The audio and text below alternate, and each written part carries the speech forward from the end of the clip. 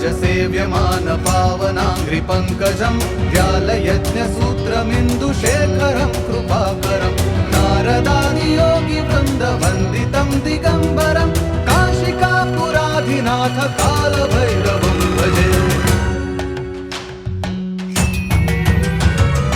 भानुकोटिभास्वरं भवाब्धितारकं परं नीलकण्ठमीप्सितार्थदायकं त्रिलोचनं कालकालमम्बुजाक्षमक्षशूलमक्षरं काशिकापुराधिनाथ कालभैरवं भजे।